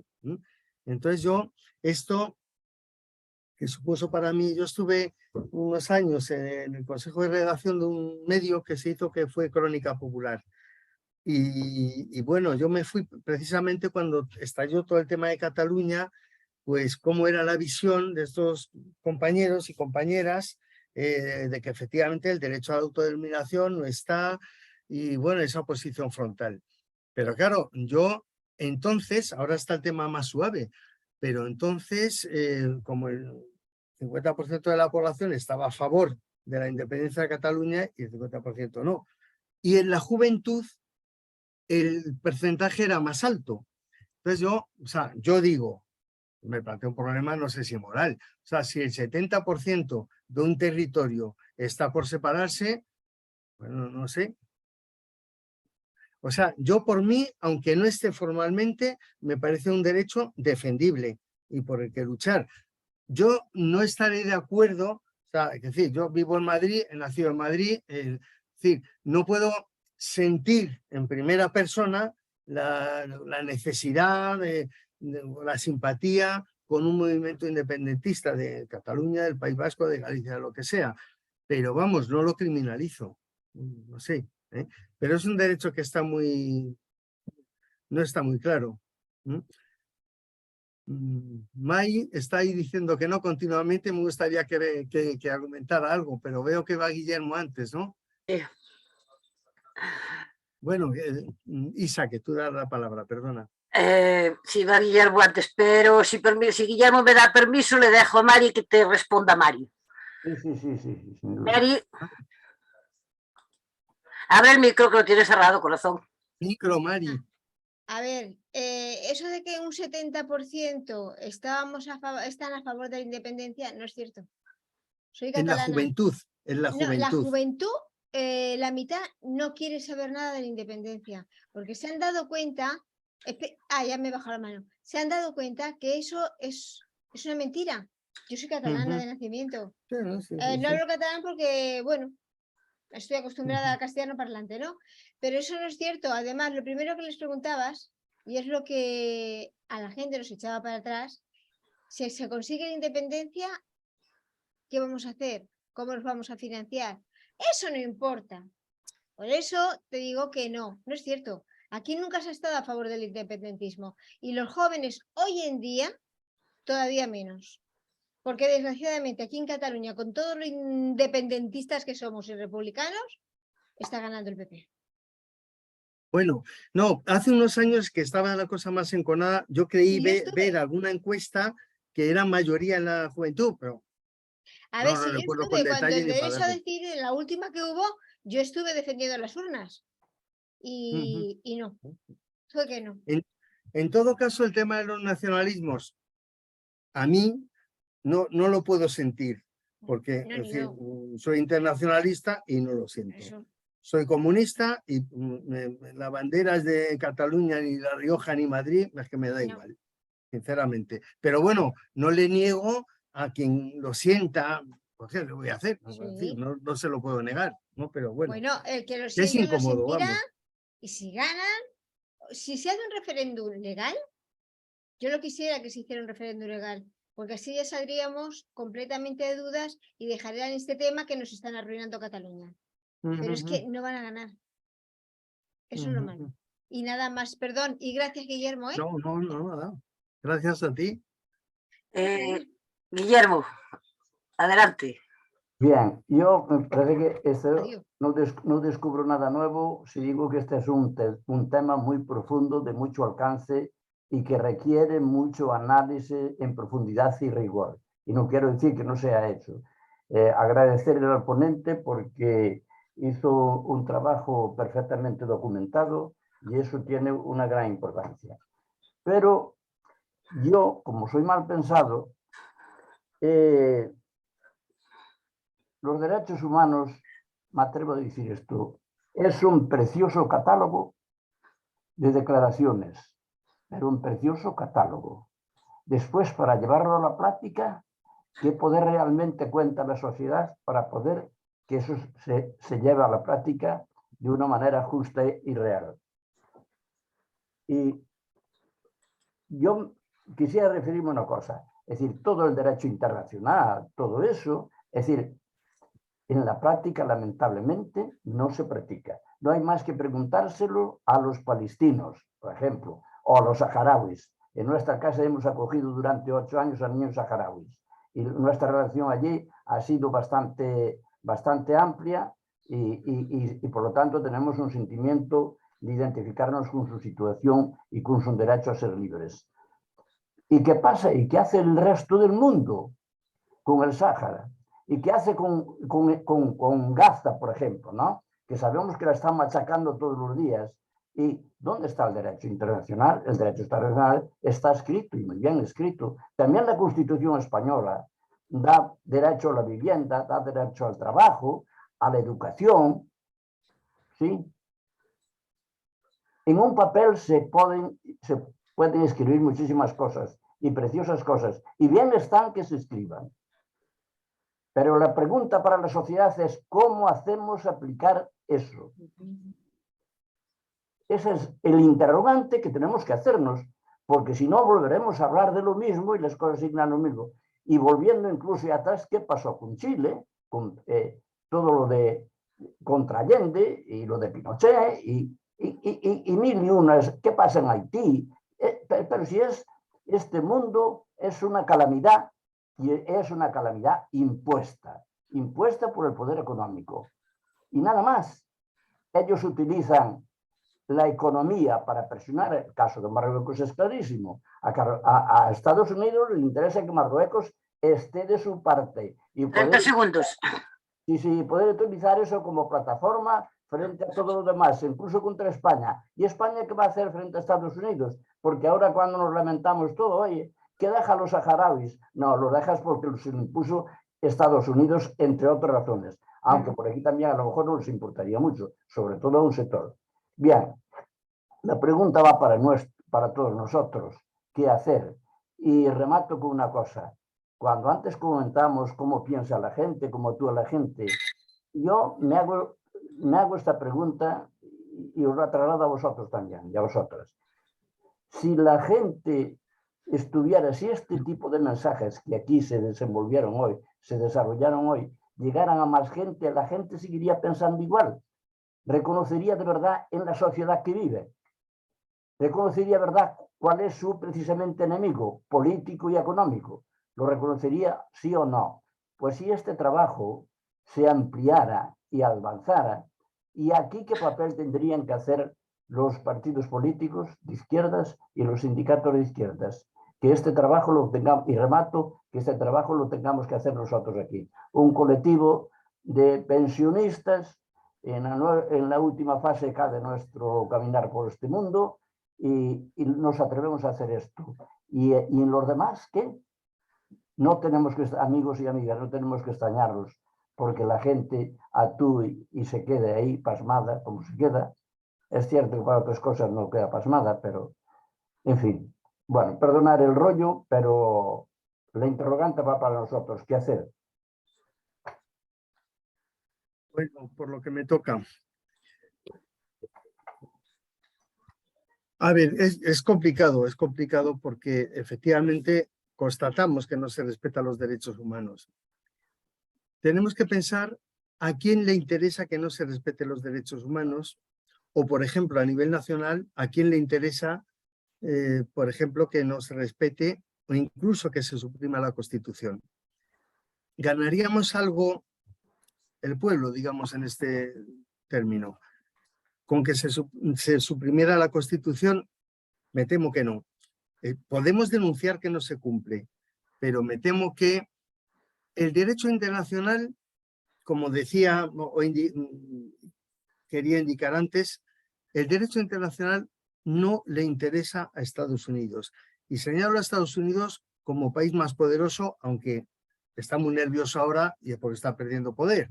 Pero quiero decir, ha sido la potencia que ha controlado el mundo, el 90% en estas décadas. No le interesa el derecho internacional de los derechos humanos, ni el derecho penal. O sea, estas tres ramas que señalo no le interesa. O sea, nos interesa a nosotros. Podemos lamentarnos de que no se cumple. Lo que podemos hacer es presionar porque se cumpla, no dejar que desaparezca. Es decir, esas referencias no son necesarias para la lucha. Como digo, cualquier manifiesto, comunicado que hacemos los colectivos, están basados en documentos que no se respetan, y con lo que denunciamos es que el gobierno o Europa o tal, no respeta tal. Si no, nos quedaríamos sin nada, ni siquiera con ese argumento. A lo mejor es pobre esto, pero bueno, si es que los derechos se consiguen con la lucha. Los documentos es una parte ya que refrenda algo que se ha conseguido, pero es decir, es bueno que estén, o sería peor que no estén. No sé, bueno, esto es complicado. Luego hay otra cosa, otro punto que has medio tocado, ¿no? Claro, es la educación. Es la educación. En el sistema educativo no se dan los derechos humanos. No se dan los derechos humanos, ni se da un pensamiento crítico. Esto incluye a la universidad. Yo estoy en la universidad. Bueno, yo me jubilo ahora en octubre, o sea que me queda poco de paso a jubilado. Pero quiero decir, yo he sido de los que están en contra con el tema del Plan Bolonia. Es decir, en la educación y con el tema de la colaboración, que a mí es una cosa que, claro, se viste muy... A mí me pone de los nervios. La colaboración pública o privada es el abrazo del oso. Es una trampa. Es una trampa totalmente. ¿Cómo que la colaboración? Es decir, cuando un laboratorio farmacéutico financia un departamento de farmacología de una universidad pública que está sin dinero, pues claro, es un salvavidas. Pero luego toman las riendas de qué se publica o no se publica en la revista que saca ese departamento, el laboratorio farmacéutico. No digamos si te financia una compañía de armas. Es decir, es el abrazo del oso. Entonces, el pensamiento en la universidad ya, y yo he tenido alguna entrevista con algún rector, cuando estaba en Amnistía fui con Esteban Beltrán a ver a Carlos Berzosa en aquel momento y reconoció, si es que el pensamiento ya estorba en la universidad, es que estorba, porque son todo habilidades que han redactado escuelas de negocio, no académicos. La universidad, por supuesto que tiene que corregir cosas. Lo que pasa es que cuando vienen ciertos sectores a corregir cosas, sabemos que es para peor. O sea, que siempre la excusa de la innovación está. Sí, de acuerdo. Claro que hay fallos en la universidad. En fin, por supuesto. Pero claro, es que vamos a peor con el Plan Bolonia. Entendemos muchos. Entonces, si la gente no está educada en pensar, en sensibilizarse con los derechos humanos, ¿qué es democracia? Nadie se pregunta en el sistema educativo, ¿qué es democracia? Se queda en votar cada 4 años. Bueno, eso es... Y luego está vacío, como una cáscara, el fruto, ¿no? Entonces, bueno, que son temas muy de fondo que no es fácil acometer, ¿no? Y ahí tenemos una mano levantada. Fuencisla. Sí, buenas tardes. Gracias a todos por estar aquí, especialmente a Pedro López. Yo considero, personalmente no soy una lumbrera ni tengo unos grandes estudios, pero mi experiencia me dice que no hay cosas que se escriban, que se redacten, que se publiquen, que lleguen a la población para tratar de mejorarla, que sean inútiles. Puede ser que sea que todo lo que, o sea, la Declaración de los Derechos Humanos, como otras muchas cosas, como el hecho de estar en una plataforma y luchar un poco, o en un partido que se considera que es reivindicativo, o en cualquier otro ámbito, eso no es inútil. Puede que no cumpla nuestras expectativas, pero es que en un país que hemos jugado mucho a la lotería, todavía seguimos creyendo que nos puede tocar. Y no es así, mi criterio. Es un pasito para adelante, otro pasito para atrás. Es que es así. Lo que pasa es que siempre queda el recurso de plantearse qué hubiera ocurrido en el caso de que no existieran ni Carta de los Derechos Humanos, ni gente que ha estado luchando por las pensiones, ni otra gente que está batiéndose el cobre por el mal hacer de las residencias. ¿Qué hubiera ocurrido? A lo mejor es jugar un poco no sé, a ciencia ficción o adivina, pues no, pero seguramente que las cosas serían mucho peor. Y hay una cosa que a mí me horroriza cada vez que lo pienso, y es concretamente el conflicto de Ruanda. O sea, llegar a eso no creo. El discurso del odio aquí no creo que llegue a eso. Pero, mientras tanto, ¿qué hacían las Naciones Unidas? El problema siempre es el mismo.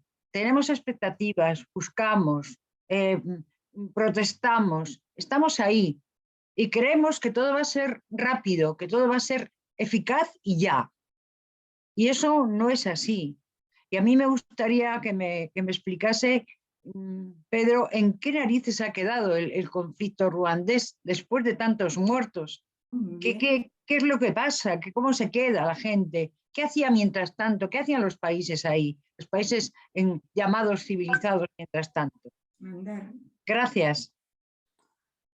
Pues ya no te digo los 30 segundos, Sara. No, cariño.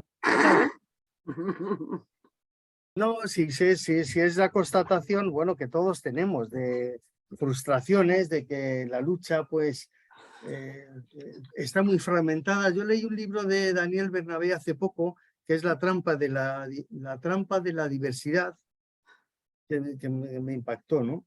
Porque es verdad que el clásico movimiento obrero era, pues, algo que nos unía en masa, ¿no?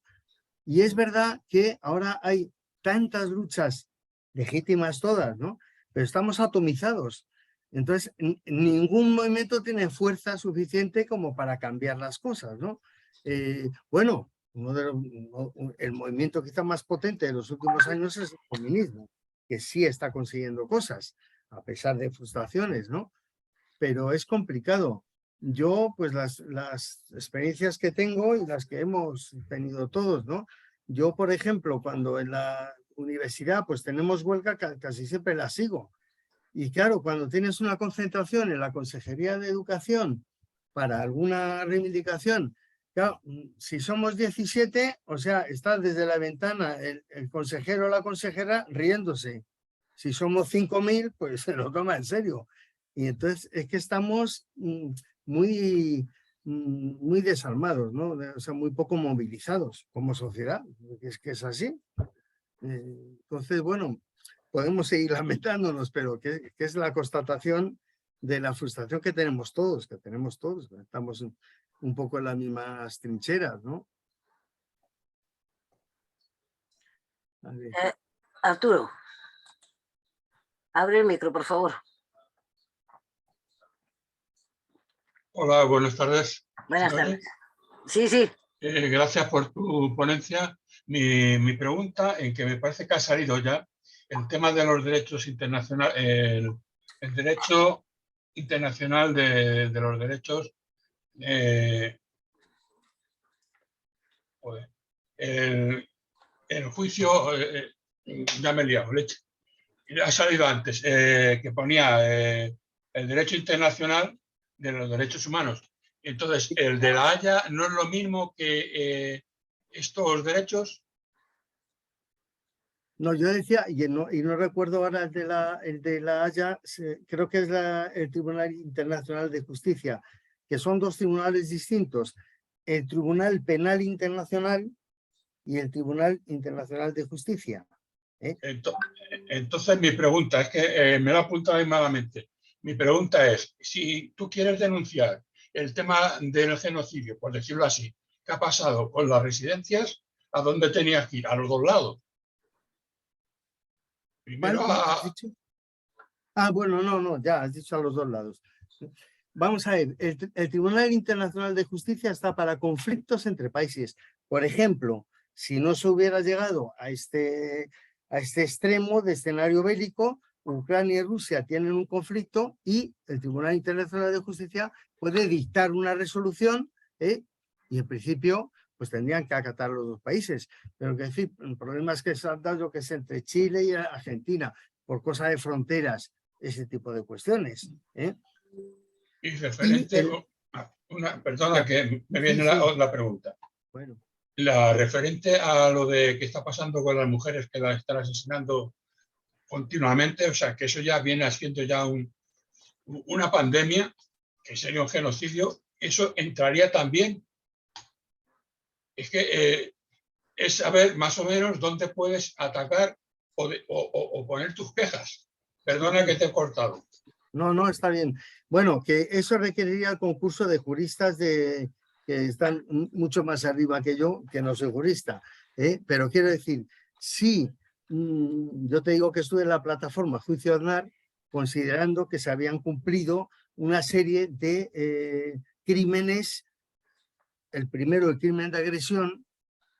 Vamos a ver, en el tribunal de Nuremberg, cuando se juzgó a los nazis, la sentencia decía que el crimen más grave era el crimen de agresión, porque comprendía a todos los otros. Si tú ocupas un país, lo vas a ocupar por la fuerza, evidentemente, va a haber muertos y va a haber abusos. Y entonces ahí hay crímenes de guerra, violaciones de mujeres a porrillo, que es otro crimen de guerra, etcétera, etcétera. Entonces, por ejemplo, lo de la residencia de ancianos, ¿podría ser considerado genocidio? Sí, podría ser, vamos, es mi parecer, podría ser considerado genocidio porque el genocidio es acciones para hacer desaparecer un grupo humano. No es el mismo caso del feminicidio, es decir, la violencia machista es otra cosa, no es para hacer desaparecer a las mujeres como grupo humano, es distinto. Es decir, los casos de genocidio comprende cuando se ha perseguido a judíos, a gitanos, homosexuales, cuando se ha perseguido haciendo masacres, matándolos. Entonces, quiero decir, el caso de los ancianos podría ser considerado un genocidio, porque es para que desaparezcan, efectivamente.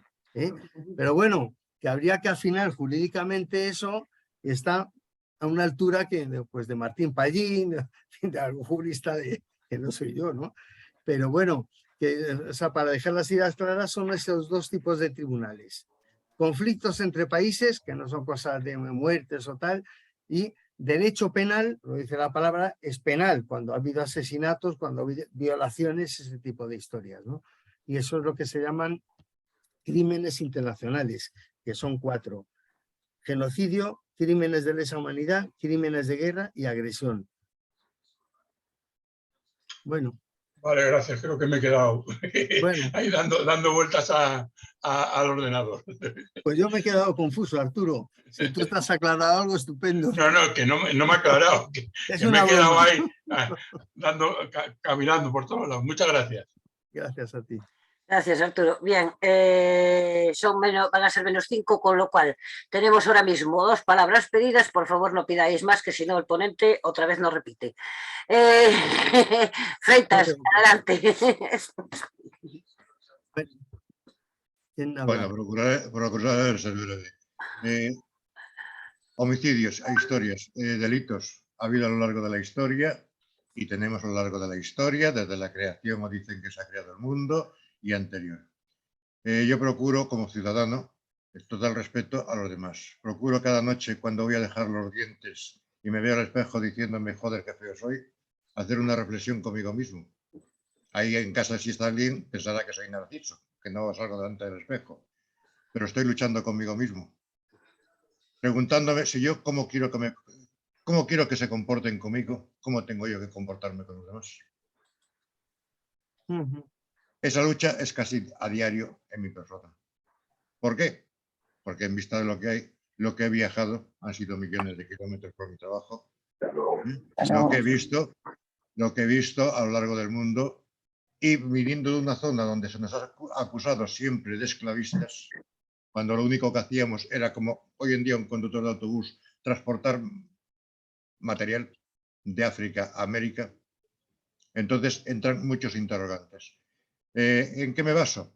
Que todo ha sido negocios y negocios y negocios. Aplastamiento de gente sobre gente. Hablamos de un país como son los yanquis, que desde 1850, por no decir antes, han aplastado a los pueblos nativos y han aplastado a su alrededor a todo Dios. Han robado a todo Dios y seguirán haciéndolo porque es su ley. Es su ley.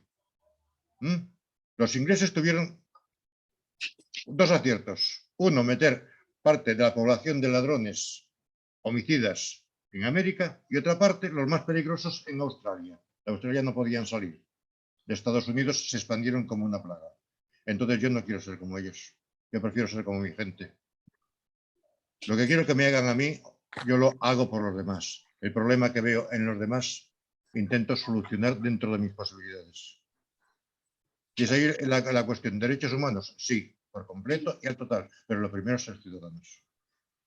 A partir de ser ciudadano, puedo empatizar, puedo sentir y puedo colaborar. Lo mismo que ha hecho el fundador de Cruz Roja.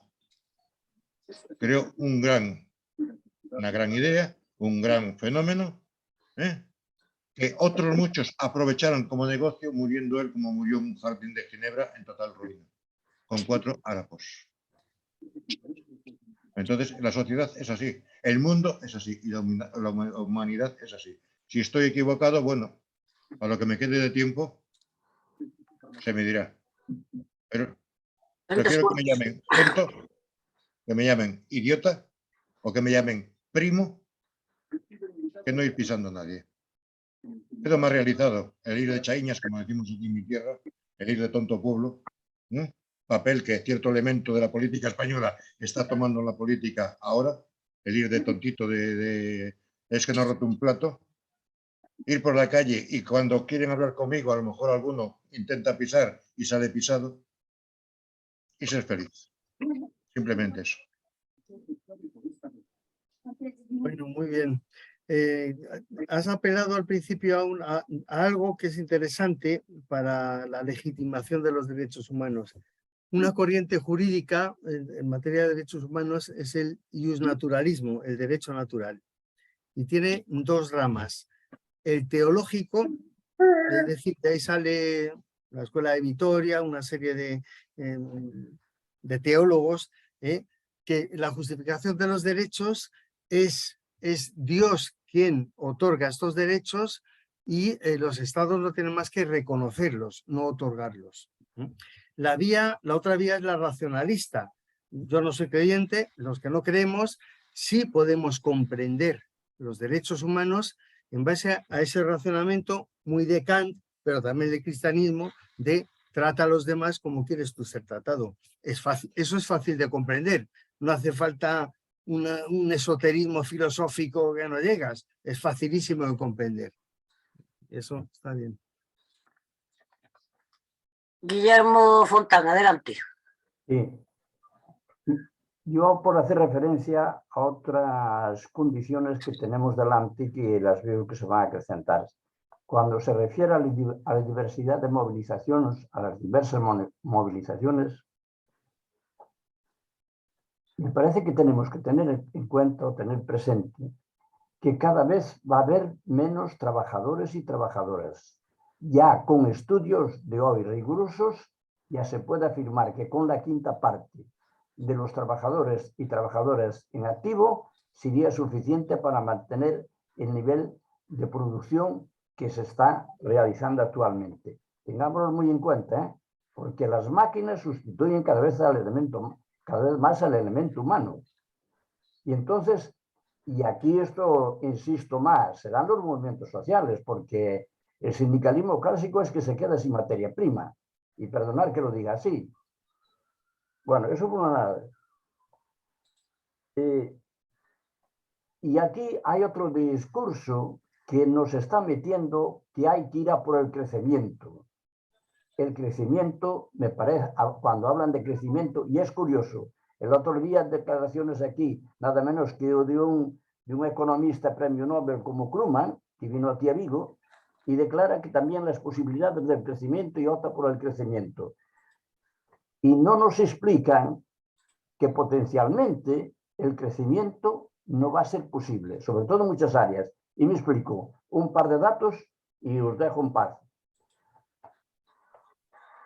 En 2 décadas, 1996 y 2016, se dobló la producción de aluminio, de cobre, de níquel, de zinc, con horizontes de nueva duplicación.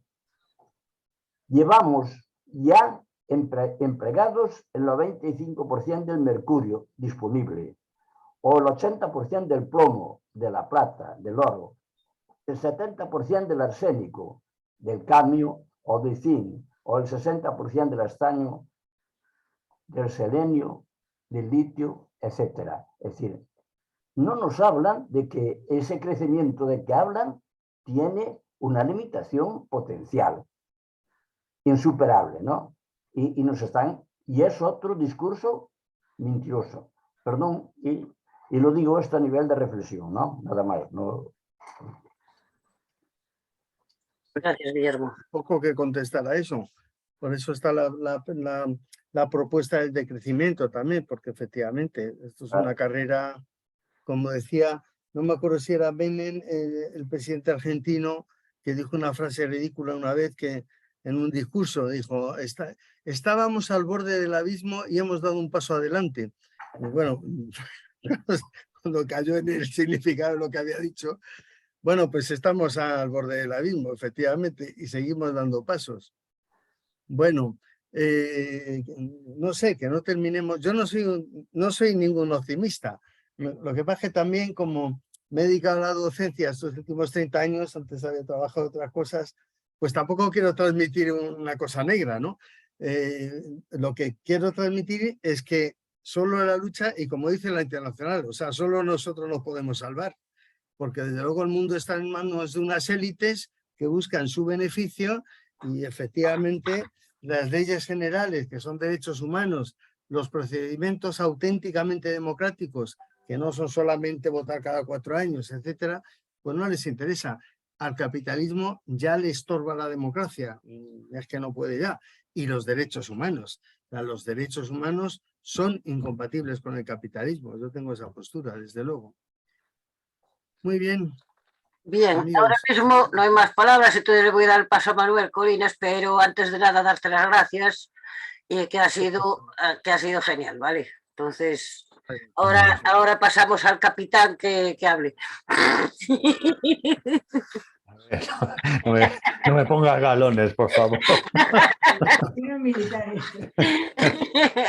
Bueno, nada, Pedro, ha sido muy buena esta conferencia y ha cumplido con lo que esperábamos. Y como además has dicho que te vas a jubilar, pues y pasas a nuestro bando de pensionistas, vamos a contar más contigo y por supuesto aquí está tu casa para cuando quieras entrar. Sí, porque aquí pagamos buen sueldo, ¿eh? Eso. Estoy acostumbrado a esos sueldos y no tengo problema porque esto es activismo y así lo tomo y así tiene que ser. Y estoy encantado. Es un placer para mí también. Así que eso, en eso quedamos. Muchas gracias, Pedro. Muy agradecida por... Y bueno, pues nada, yo diré que cuanto más avanzamos en la sabiduría y este tipo de conocimiento, más cabreos cogemos. Bueno, pero también tenemos más armas para combatir la injusticia. Sí, yo Es de lo que se trata, ¿no? Cuando salgo de esto, yo acabo diciendo tonta te quería yo. Entonces, bueno, pues nada, anunciaros que para esta semana que entra, ya será la última, después ya saltamos hasta septiembre, descansamos estos meses de veraneo, pero el martes 4 de julio, como excepcionalmente, como son solo viernes, pero es que el ponente no tenía otra posibilidad y se trata de Antonio Turiel, que está muy solicitado por todas las partes y ya nos hizo hace ya meses que dijo, bueno, pues el 4 de julio tengo ahí un hueco, si queréis. Vale, pues dije que sí y entonces le vamos a tener aquí, porque efectivamente lo que decía Guillermo y Pedro y lo que hemos dicho, pues que es que el mundo está en una situación casi de colapso por el agotamiento de los combustibles fósiles, de los recursos, de las materias primas, etcétera, etcétera. Y eso requiere pues un decrecimiento y un planteamiento social que no sea el ecofascismo, por favor, sino que sea una cosa participativa de todas las personas, de la gente, y podamos decidir qué queremos hacer con nuestra economía, con nuestra sociedad, etcétera, etcétera. Entonces, el título será El futuro de la energía. Ya sabéis que Antonio Turiel es un activista por el decrecimiento y por divulgar todas estas cuestiones, es un científico. Es un crack, es un crack. Y le tendremos aquí el próximo martes, o sea, enseguida, martes 4 de julio, porque el viernes ya no tendremos más videoconferencias hasta septiembre. Así que nada, un abrazo, un saludo y a seguir. Recordaros que no tenemos videoconferencias, pero que tendremos tertulias nocturnas. A eso, tenemos tertulias a las 10 de la noche. A las 10 de la noche para quien quiera acudir, porque para que se entere Pedro, por si quiere apuntarse también a alguna. Bueno, pues ya me daréis información, Manuel o Concha o quien sea. Vale. Bueno, un abrazo para todos y para todas. Hasta otra. Adiós, Pedro. Un besito Adiós, para la madre. Adiós. Isa, pasa referencias de esas tertulias. Sí, tranquilo que las pasaré. Empezamos, ya te digo, empezamos el próximo viernes, pues a las 10 de la noche. ¿Y de qué vamos a hablar? Corta la grabación. Eso Ay, no, pensé que ya la parara, perdón. Que no se nos ocurra.